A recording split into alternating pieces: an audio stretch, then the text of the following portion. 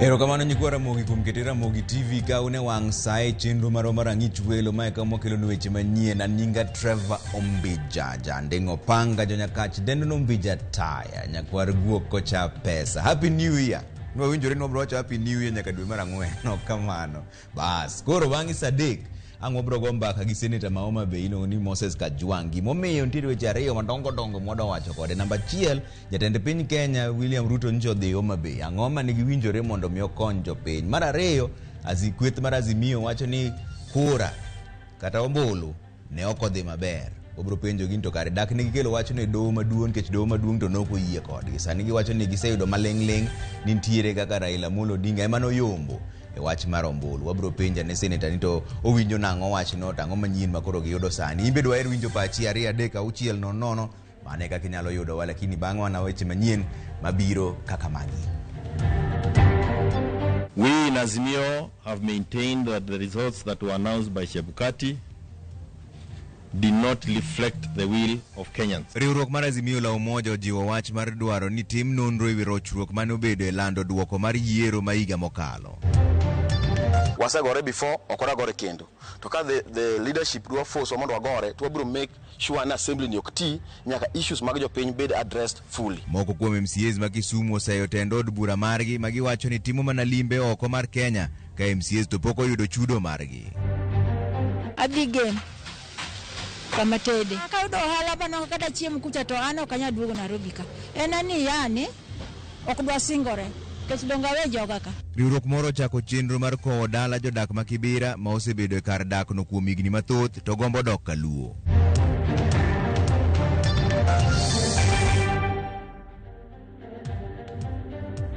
Erokamano uru kuom keto RAMOGITV ka endi jaloko marwa en Belinda Dhiambo Nyargi. Ka chako gi weche manyien en ni mane en jakom duol makedo kod mibadhi pacho ka men EACC Bishop Buhala ondhi orotaya koro bang' higni 6 e apisi. E kinde wuok mare Obukala nopedho report mar kaka duol mar EACC osekedo gi mibadhi e pacho ka endi. Report ma opedho en mano mar higa mar 2021 nyaka 2022 malero ni duol no osereso aguch Kenya kendo duoko mwandu mane oyaki e yor mibadhi. Walter Nyambaga miyo walero mar wachni. Bang' tieko higni 6 apisi kaka jakom duol mar EACC, Bishop mar kanisa Anglican Dr. Eliud Wabukala wuok e apisi kendo dhi e rutaya bang' tieko thuolo mar apisi makedo kod mibadhi pachoka. Wabukala ne ogwel kod jatend piny machon Uhuru Kenyatta kendo chamo ng'wa mar apisi tarik 23 dwe mar achiel higa 2017. Kaka jadolo ne odirore apisi mar rakruok kod jomibadhi to kod lethe mag yudo mwandu e yono mayot ma ok gichwero luya. Jo Kenya noneno Wabukala kaka jal ma ok nyal to moko to nojiwe mondo ban ng'ut sati. I want to assure Your Excellency that EACC is stable with a strategic focus on asset recovery, law enforcement, education and awareness for people to understand that with the corruption, all the things that we have talked about in the finances and whatever we want to collect will not help us. Kapok owuok e PC, Wabukala nyogolo report mare molero kenge mosego e yor kedo kod mibadhi pachoka. Report mar EACC ma 2021 to kod 2022 magikawe ng'ai mar reso mwandu maromo $940,000 e kendo chwalo ng'ur mag mibadhi 17 do mageng'o lal mag omenda maromo $968 kod buche 33 mag mibadhi manedhi wito omenda maromo $1.2 billion. Wabukala koni EACC ne ogeng'o ne angoke manedhi lal kod lo mapangani maromo $2.5 billion. E lipodno oyango ni EACC bende ne omako mwandu mane en gavana machon ma Kiambu Ferdinand Waititu kaluchore kod mwandu maromo $1.9 to kod midusa Christopher Chepkut e county ma Bomet bende ne ondhi kod mwandu mag mibadhi maromo $1.1. E duol mar IBC bende ochwalo ng'ur maromo 24 e do magedoro ni mondo duoki kod Nicholas Owino ma en jalup jata tije migawo mar lopen Benson Mutete mwandu ne bende ichich gone ne okoyude yono maler to kata mana gavana ma Murang'a Mwangi wa Iria to kod omenda maromo $542,000. Duolno bende dwaro lere wi pesa maromo $531 mar Albana Swambua mane en jakanye board mar county ma Machakos. Duolno koni nono maromo 457 dhi nyime e kama romo 154 to osechwal ni apisi mar jomin buche pachoka. EACC bende okone ne gidino ne chudo mag tenda mag mibadhi mane dhi lal kod omenda maromo milion 1.4 e loso teko stima e kaunti ma Baringo. Eka bende EACC nogoyo gono chudo mag mwandu moko magalagala e ute mag jela e kaunti ma Nairobi. Kama romo milion 372 bende ne ondhi ka idwa chulo yono mokler e gedo mar osiptal manyasani e kaunti ma Kisumu. E ote mar jatatije maduong' ka EACC Twalim Barak opako tich makare mar jadolo wa Bukala kuom higni 6 mosetieko apisi. E kendo tielo ni Eliud wa Bukala oweyo duol motegno man kod chia makare to kendo mani achiel. Dr. Wabukalo koni odhi yweyo kao ng'ai ni otiyo tich malong'o e kendo mong'ith ka jiwo jal mabiro kao kare mondo be jachia kod ratiro e tije. My term ends today, and at the commission, I was specifically placed there to bring stability. There was a lot of turnover at that commission, and in one effort to do that, we helped to stagger the entry of these commissioners in stages. Walter Nyambaga, Ramogi TV. Kwa dhi mbele ni doho ma Migori opuodho yiero mar Peter Mijungu kaka MCA ma Kanyamkago Ward. Bernardo Mondi mane ochung' kod duond bura mar ODM yande okwedo yiero mar Mijungu ka gikone doho to wito oko ng'ur makamano. Jafwambo marwa ma Migori George Juma miwa ler mar wachni. Duol ma ochung' ne yiero IBC ne olando Peter Mijungu mane ochung' maonge kod wimbo moro amora kaka jaloch e komno ma wuodo mar West Kanyamkago maidore e subkonto Mauriri kane oyombo jochung' mamoko maloyo 3 mane laro komni e yiero maduong' ma tarik 9 made mar 8 mar higa ma okalo. Jachung' mar ODM e komni mar wuodo mar West Kanyamkago Bernardo Mondi ne ok oyie kod duoko mar yiero ni kendo ne ochwalo ywak mare e doho ma Migori. Ywak ne ni kata kamano ne owit oko kod doho ma Migori nikech onge mar neno ma oromo. Conclusion, I find that the allegations that the election was not conducted in accordance with the constitution and the election laws have not been proved. The irregularities and errors established were not of the kind that would impeach the election of the first respondent. I accordingly find that the first respondent was validly elected as a member of the County Assembly for West Kanyamkago Ward. Moko kuom ywak mane chwal e kesni mabende ne jang'ad bura Dickson Odhiambo ne ng'iyo kapok ochiwo ng'eto mare gin ma oting'o yiero moko tim kalore kod chik lokruok mar form no 36A kaachiel kod 36B. It is not easy for this court to vouch for the authenticity and accuracy of the forms 36A which were presented by the petitioner as against those presented by the second and third respondents. He asserts that the third respondent denied him and his lawfully appointed agents access to documents and statutory forms. He has not explained how and from where he got the forms exhibited in the petition, if indeed he had been denied the said forms. Bende ne ochwalo ywakne ne agents mage ne osandi kendo ne obwogi chieng' mane timo yiero. Gino bende doho ne oyudo ni onge neno moromo. Regulation 79(6) of the Elections General Regulation 2017 provides that the refusal or failure of a candidate or an agent to sign a declaration form under sub-regulation 4 or to record the reasons for their refusal to sign as required under the regulations shall not by itself invalidate the results announced under sub-regulation 2A. Koko kaachiel kod chiwo asoya ne jogo ombulu e odiechieng' mane goyo ombulu bende achiel kuom ywak mane ochwal kod Bernardo Mondi e nyim doho ma Migori. None of the witnesses mentioned the person who was bribed, how much was paid as a bribe, and where in specific the bribery occurred. As regards violence, the petitioner's evidence and that of his witnesses PW4, PW5, PW7, PW11, PW12 and 13 were riddled with the generalities. Bende do ni oyango ne jal manochwalo burani ok ne ochiwo neno moromo manyiso ni masinde wanitiyo godo e goyo ombulu kata Kemskit ne obedo kod ng'ikruok e kinde yiero. The petitioner made general allegations that the Kemskit failed at Kanduru, Gogo, Gotkorwa, Misita, Nyamange, Ondati, Ongoro and Zogo polling stations. The witnesses for the respondents and in particular the presiding officers all denied the allegations of failure of Kemskit. There was not a single witness for the petitioner who testified that he or she was disenfranchised due to the technology failure. The issue of ChemSkit being a data-specific issue, cogent and credible evidence showing specifics including the exact time of failure, the duration of such failure, and the number of voters who are affected was required to satisfy proof beyond a reasonable doubt. Peter Mijungu, ma obedo jaloche kesni, ne onyiso mor mare ka wacho ni kod entiko thuolo makare mar tiyo ne oganda e West Kanyamkago. Wacho ni weche mag kotgi samoro gi tungo chunyi jatelo mondo mi obed thuolo mondo chak tiyo ne jopiny. Kora na kwayo ni chakre kawuono ne jo West Kanyamkago nikech Nyasaye osemiyowa thuolo kendo wabed piny mondo koro watimne nade wapangi kaka nyo umia thuolo ni mondo chaka tinu e level machielo. Dose golo duoko mabende koro wito oko kesni manochwal kod Bernard Omondi kabende gima koro dong en neno ni kodhi ka okang' mane. George Juma, Ramogi TV, Migori.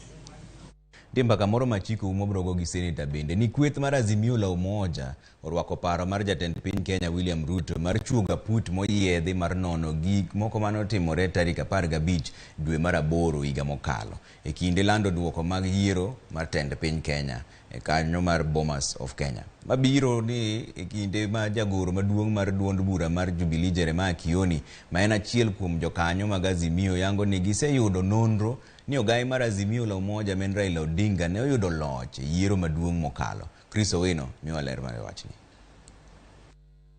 Dweche 6 bang' yiero maduong' mokalo, kweth mar Azimio oyango ni gin kod nonro manyiso ni ogai margi Raila Odinga ne obedo jaloch e yiero maduong' mar tend piny tarik 9 dwe mar 8 higa mokalo. Magi weche mane owach kod jagoro maduong' mar duond bura mar Jubilee Jeremiah Kioni ma bende en achiel kuom jokanyo mag Azimio e romo mare kod jofwamb weche e buore Nairobi. We in Azimio have maintained that the results that were announced by Chebukati did not reflect the will of Kenyans. We have maintained that there was manipulation, there was leaking, and what was eventually presented to Kenyans and produced the name of Samoei Ruto was far from the truth. Magi timore kinde ma kweth machielo mar Azimio orwako paro ma jatend piny William Ruto mar chuogo aput moyiedhi mar nono gigo mane otimore ka romo mar Bomas of Kenya chieng' lando duoko ma yiero mar tend piny tarik 15 dwe mar 8 higa mokalo. The formation of that commission of inquiry, because we support that. We also have a lot of questions about the happenings prior to the announcement of the results. We know what Chebukati did. We also have some evidence that we would want to present, but we can't present it in such an informal setting. We want to be able to present it before a commission of inquiry or investigative authorities that can actually do something about it. And, finally, we hope that the president himself will appear before that public commission of inquiry to present whatever evidence that he has, as he was speaking about those things yesterday. I think the best thing that the president can do, instead of putting the country into an electioneering mood on a daily basis, is for him to move and establish a commission of inquiry. Let us inquire on what happened during the election process, and we can even date it back to the last election. People are glorifying Chebukati as if he's a saint, and we know he is not. We know the kind of things that he's capable of doing or that he has been able to do. And now all these things will come out to light. What we know is that Kenyans, had a different view on the way the election was going to go. Jomano wange kanisa wadangi ni jomage mano wango jogo mondo tuegi. Jomano negi wadangi ni jomage mano negi. Jomano timo gino mondo tuegi. Poya kanyo jomano nego musando mondo tue. Jomano nego bebi pendo gi jo Kenya manotho bendo tue. Kwaya kanyo kokwa chopo kumwantieni. Odogo kendo explain wani ang'o momiyo no defend Chebukati kabisa. To jomothoka to kongi wechegi. Family gi poko penjo kata ni dhiga nade kaka jatend jopiny. Mabiro ndalo achiel kende tok jatend piny Dr. William Ruto e nyasi mar goyo oriti ne jakom ma IEBC Wafula Chebukati owacho ni ne nitiere chenro mar lal kod ngima Wafula Chebukati poni ne ok oyie mar loko duoko mag yiero mar tend piny kaka moko kuom jodito e piny owacho mokalo ne dwaro. We also know that there was a direct attempt to abduct Wafula Chebukati and murder him so that the commission would be paralyzed, or a compliant commissioner take over and subvert the people's sovereignty. It was a hard, cold, and lonely time. The threats were dire. The promised rewards very lavish, and the pressure relentless. Kata kamano, weche jatend piny kod Azimio ewi yiero gi pod onge korgi ka ndalo ariyo gi osedhienyore ni en bawo wach koni kod kocha. E kinde nyasi mar goyo ne oriti, Wafula Chebukati ne okwa jatend piny mondo chuga put moyiedhi mar nono gigo mane otimore Bomas of Kenya chieng' lando duoko mag yiero mar tend piny kaka yo mar tieko wang' teko ka achiel gi kelo lokruok e weche mag yiero. Kweth mar Azimio kata kamano singo mar biro golo ler mathoth ewi kaka ne okwalo ombulu mag Raila Odinga e yiero mokalo ka Raila oseduogo e pacho kae kowuok e piny Afrika ma milambo. A comprehensive statement will be issued by our party leader and the others that you have already seen with us in Azimio. And I ask that you take time also, go through the report. We will summarize it for you. But this is a very sad moment for us as a country. Chris Owino, Ramogi TV, Nairobi. Wadonga ni Bomas kanyo ni grup jower kata kwaya mane kweyo wi jo Kenya gi wende kane iriwo ombulu kendo lando duoko mar yiero Bomas of Kenya higa mokalo koro golo ywak ni nyaka sani pok ochulgi. Kaka jofwambo marwa Joyce Odur lero, jo kwaya go wacho ni pok giyudo ler ewi chudo margi.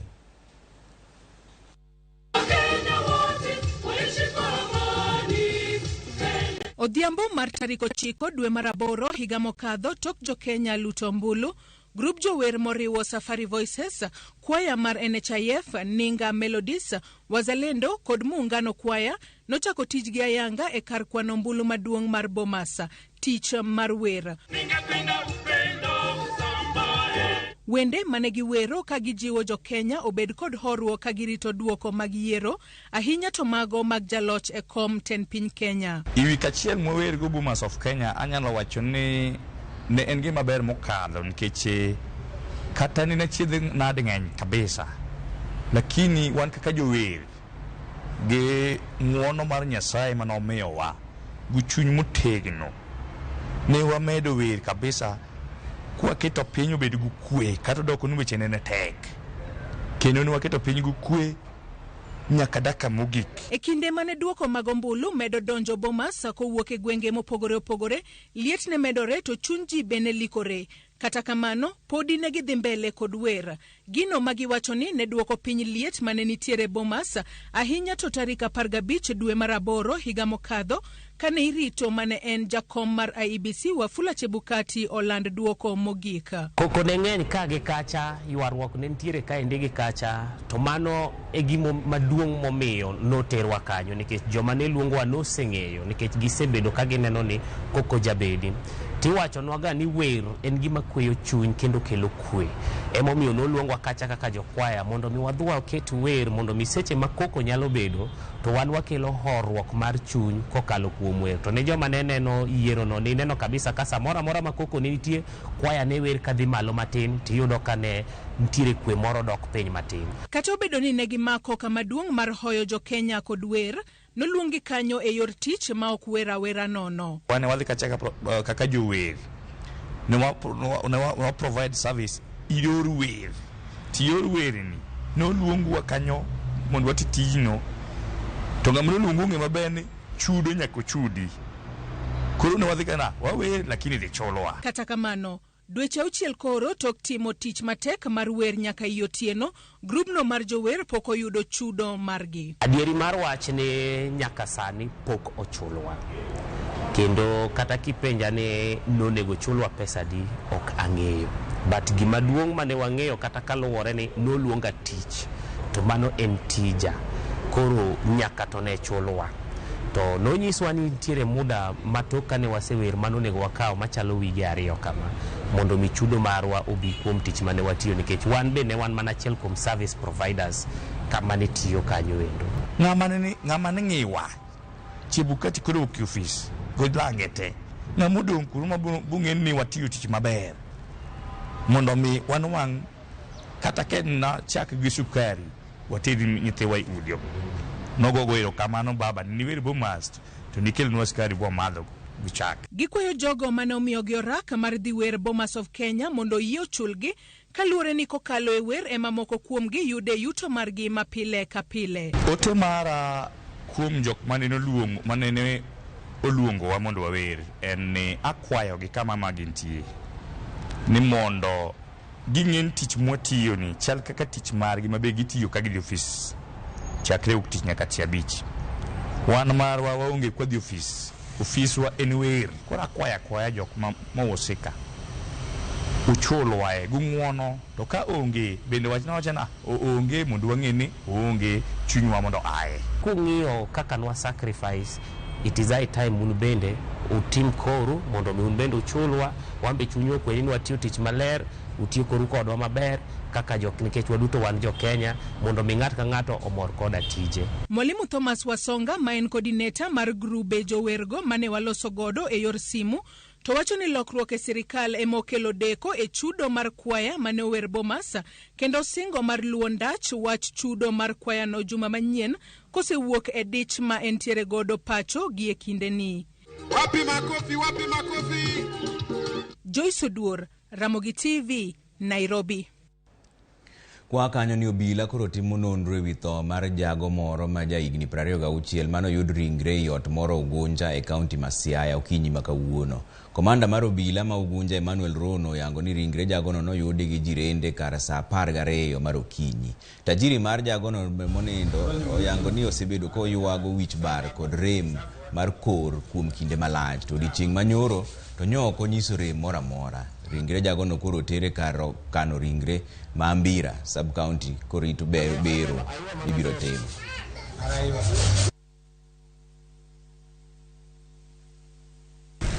Whereby today at around 9 a.m. One Kelvin Oduor, a businessman within Ugunja town, reported to Ugunja police station that at around 6 a.m. in the morning, his employee, named Festus Onyango, was found dead in his rented house.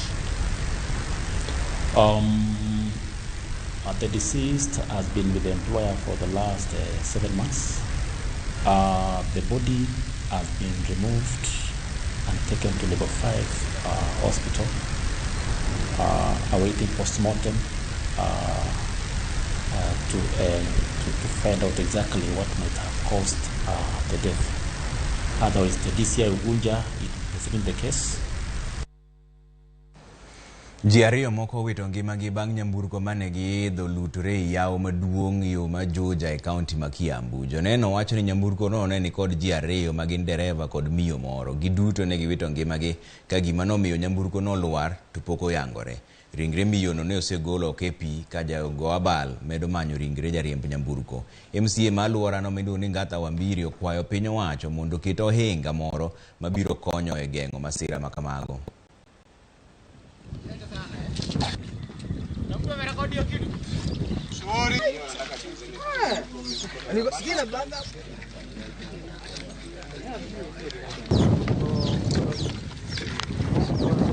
Tulilaukia hii shughuli ambapo bado tunang'ang'ana kutafuta mwili wa mwenda zake ambaye kunasemekana alikuwa ndani ya gari, na bado tunaendelea juu kwa sasa tumepata gari mahali iko ambapo ionekani, lakini already tushaipata.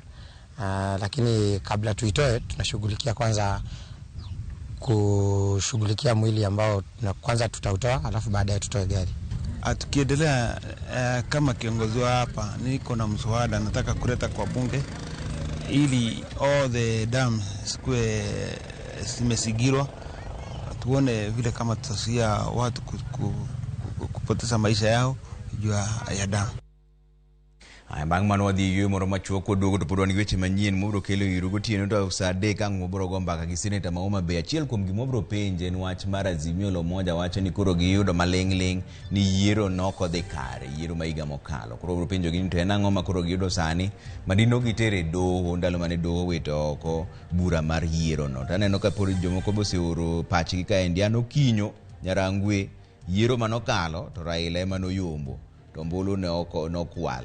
Okay, ma Michael kani sondo kanyo dhi nade Michael amor neno ka in kod Ramogi TV ka meduru mana orunwa pachu ka 2-3-6-9 kaka onyalo yudo mondo winjane ni to pachi en nang'o nikech mokwongo be jatelo ma jatend piny Kenya nchodhi Homa Bay mobiro nyaka Siaya mobiro nyaka Kisumu to jotelo nowuoyo kode wach mane makelo dongruok ne jopiny mago be mbaka mobro goyo gi Senator ang' saa 3 rosani to pod weche manyien mobro kelo iru kik idhi mabor ahinya.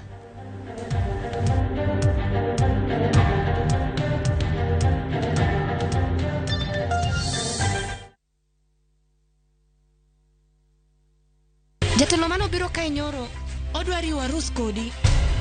Hera motwere kidi Lwanda omuoche kindo osiepe ariyo. Jitengi neno no kende ok nyal romo wange gi nyaka miriambo thinyore lela kendo kelo mirima kod lit. Anang'ini do ng'at maber kaka bende anyuola kod osiepe nyalo donjo e kindo osiepe ariyogi. Bedi eno kohera kata matin. Inyalo chopo kanya gi jal ma ihero kiling'ling'. Ne Suresh ni oko ibende biwadhi ng'at mabo kendo Pragia ng'ano nigi hawi. Kik iwe ma ok ineno sigana mar hera motwere mar kumkum Bagia. Ok anyal yudo yo manyalo wacho nigo ni aheri. Yud chenro mar kumkum Bagia gi dholuo sani koro e View sasa.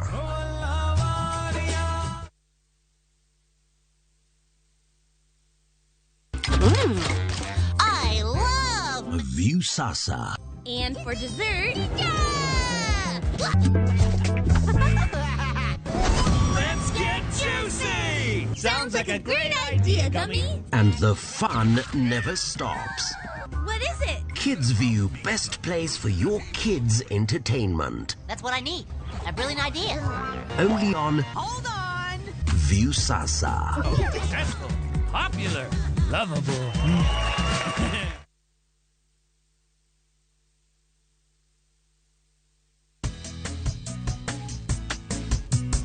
Mimi naitwa Mama Harriet. Mimi natumia Bolt. Hakuna kingine. Bolt ni chap chap. Unapuliza kidogo hivi. Mende, mbu, wote wameshakufa haraka haraka. Bolt ndio kiboko yao. Bolt kills them fast. The only insecticide made of 100% natural Kenyan pyrethrum grown by local farmers from tropical brands. Winning on Shabiki.com is getting easier. Enjoy highly boosted odds on Shabiki.com. Kuwa Shabiki. Play now. Not for persons under the age of 18. BCLB number 416. Shabiki.com.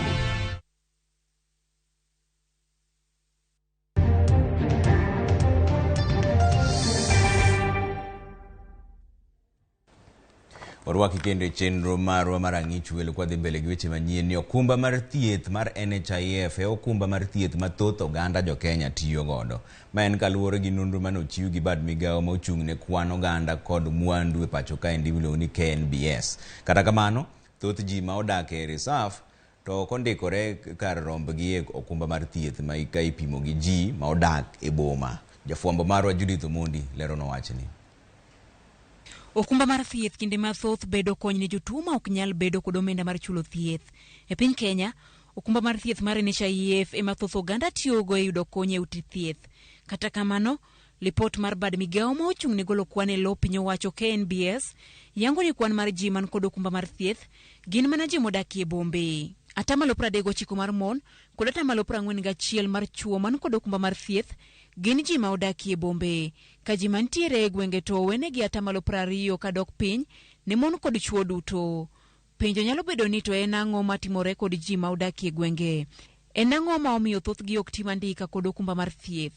Ywak mathoth wuok koa kuom jopiny ni ok giyud thieth makare osiptende kata obedo ni gichulo omenda mag NHIF dwe ka dwe.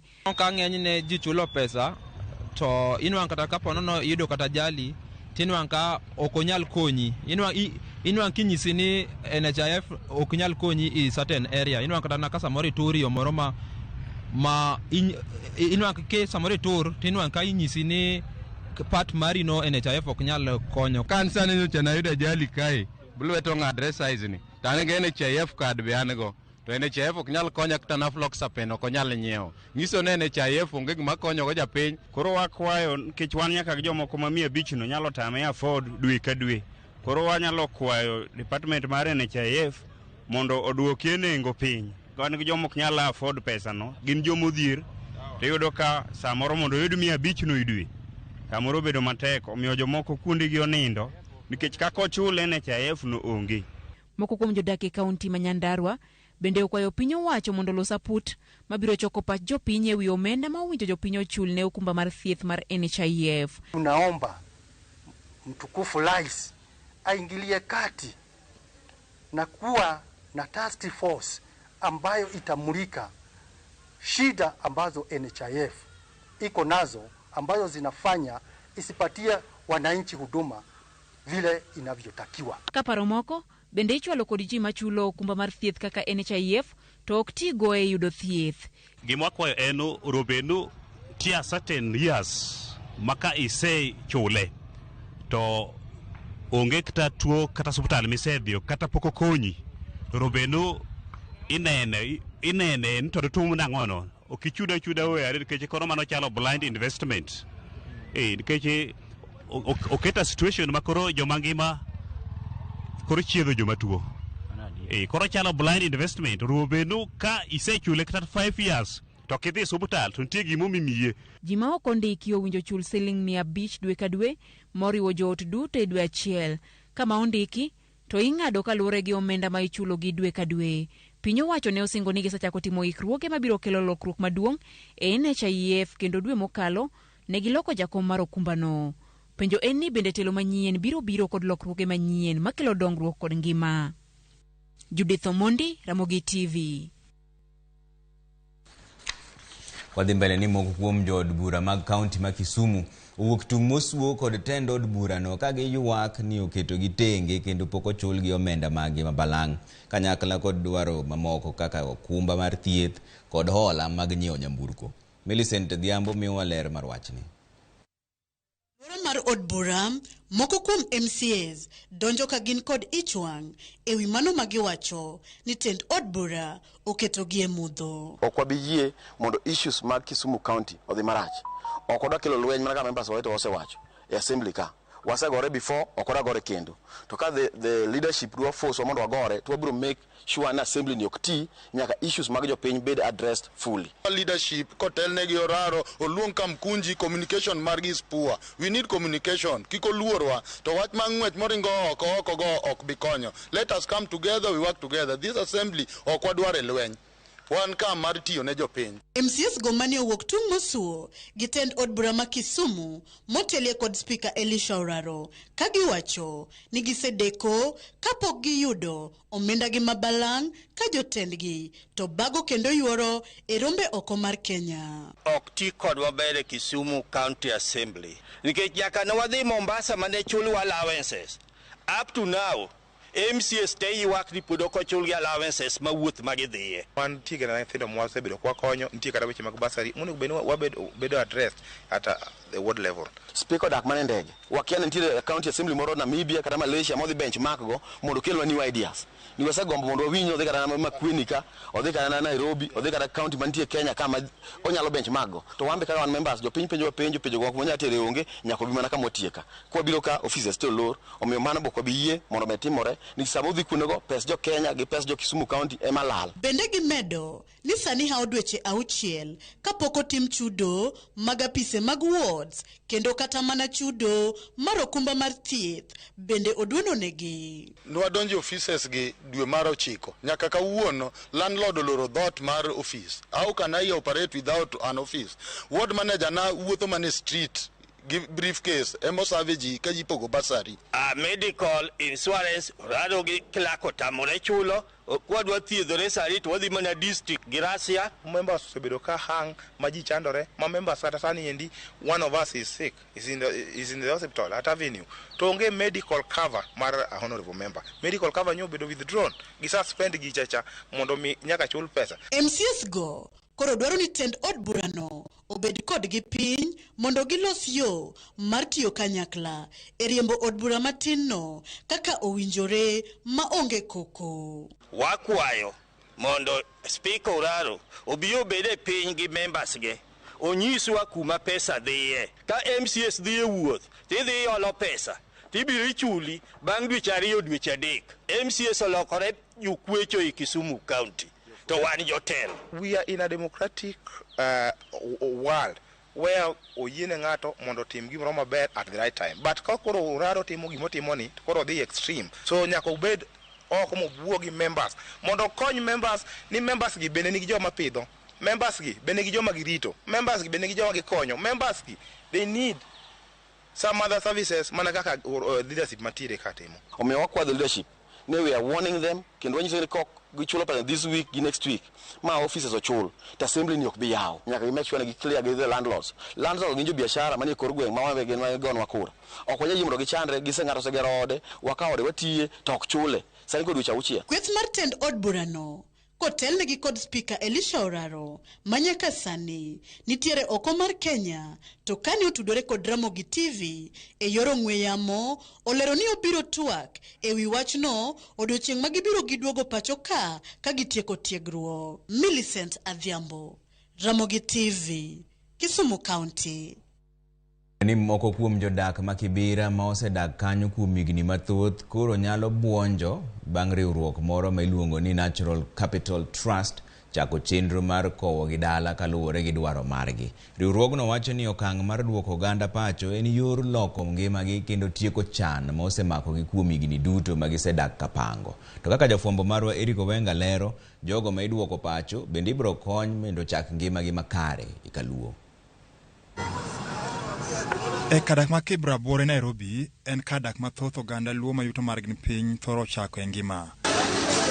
Kata kamano nitie oganda ma osedak kae kuom thuolo malach to ngima margi pod ok olokre kaka ne gichano. Adhi game kama tede game yala e gikona madhi. Angeline Achieng' en dayo ma jahigni 61 osedak kae kuom higni maromo kata moheo 30. Tinende chunye oselor mana kaka jowargi mamoko e kadak ma Kibra koro odhi dala kendo ka chunye mor kendo en kod ilo mogundho. Koro kane gidwaro ji to chunye no para to kane gibiro to giyuda mana ka me mokwongo chama be noduogo bobudho bolal mawe ni ero nyinga ero kowuok to ne gikoyaga mana ni biro mana bet. Koro nyocha an gi moyo mar nang'e ni Nyasaye manokelo na jogi Nyasaye mandala mocha koro nyapoka giduogo gi mare.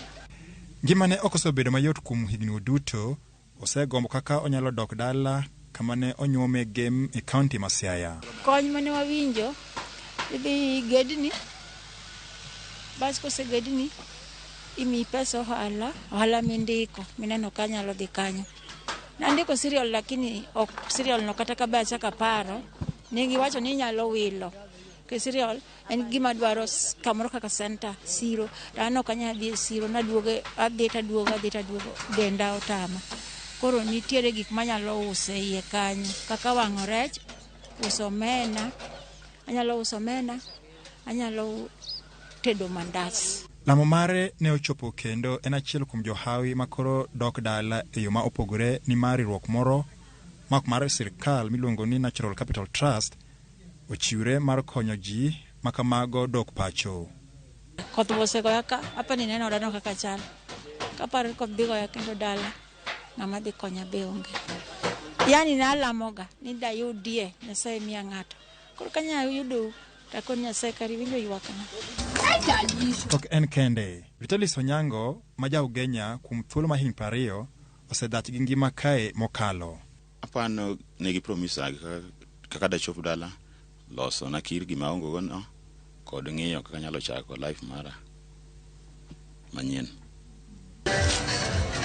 Nyamburko osepong' thich kendo koro giikre mar dhi chako ngima manyien ma gisobedo ka gigombo. Chenrono biro ringo kuom thuolo mar higni 2 aka bang'e ibiro chwale e kuonde dak mamoko thurka kendo geto chiwo geno ne oganda magombo dok dala chako dak to onge kod nyalo. It is urban to rural because we find that urban congestion is what causes sprawling of slums in the urban areas. People living in the urban slums lead a very pathetic life. squalid conditions with poor sewage, poor sanitation. Riwruogno wacho ni gin kod chenro malaria.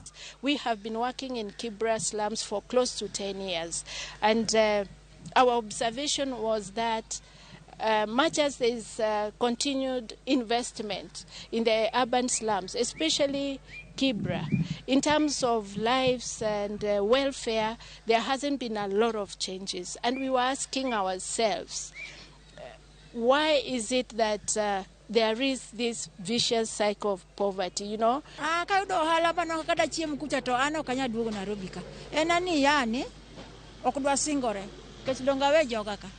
Mano kora wuotho ni abiro limo ge kata gimoro ke to kaduog ni kata kiosk aduogo uso ka kapar ka ikra maduogo kich ka benda seda ke mang'eny to onge faida ohala maogo. Familia maromo 14 madhi pacho kawuono gin moko kuom 36 mane ko dala higa mokalo 9 ka koro gipuoyo chenro makoro miyo gi fungrokni. Adhi Siaya Sembo asedak Nairobi higni 20 koro neno ka Nairobi roma dok dala. Ago erokamano ne mradi ni kuom wuoknwa oko mondo giduokwa dala. Walawo gi nyithinde boma ok ginya somo, ngima ok nyal dhi maber.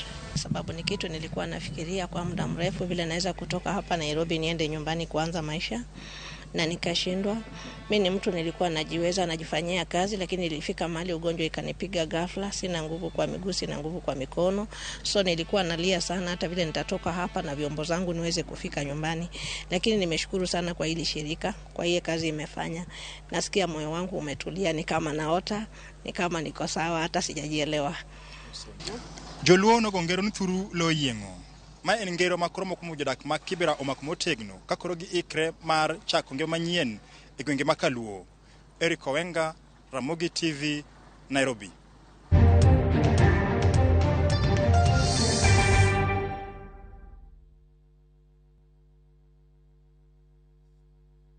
Oganda duto nigi pok mopogore opogore. Kata kamano, ang'o maketo pok mari mondo bed mopogore gi jowetegi? To ka gibiro at the ground gi appreciate ka gineno kaka watimo gi lwetwa. Dibed ni pok mari kelo ni yuto kata loko ngima mag jogo mantiere alwora mari.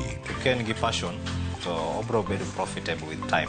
Chenro mar pok opogore rango jogo mantiere gi lony gi talanta mopogore opogore. Kik idek ne chenro makama chieng' tich ang'wen juma ka juma kod Sharon Ong'ao. Mana e Ramogi TV.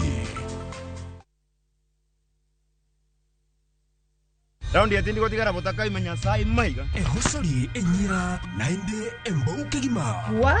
Biore. Ngasai mbia na chorete. Haki nombogo boli mbai wana ina boli ga. Kuzimba da gadinya tich. Kero musachi hoteli yeye.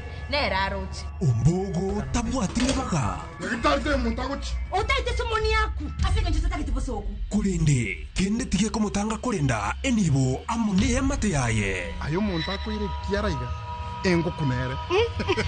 Tengera ege ticha. Egosori enyeke gima. Yaruliko aseviu sasa bono. Shabake's Premier League's jackpot. 6 Premier League's games. Cheza na 8 ball. Shinda 100k daily. Tuma neno PJP kwa 29063. Not for persons under the age of 18. BCLB license 416.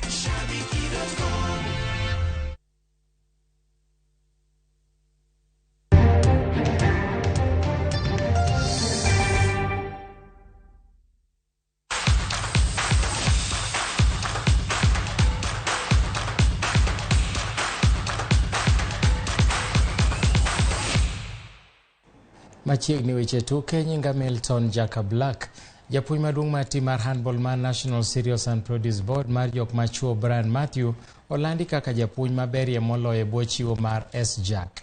Matthews nokonyo timno chopo e osimbo mar Afrika ma ugwe gi madiere tok loyo ruedhi ma Tanzania e piny mar Zambia dwe mokalo.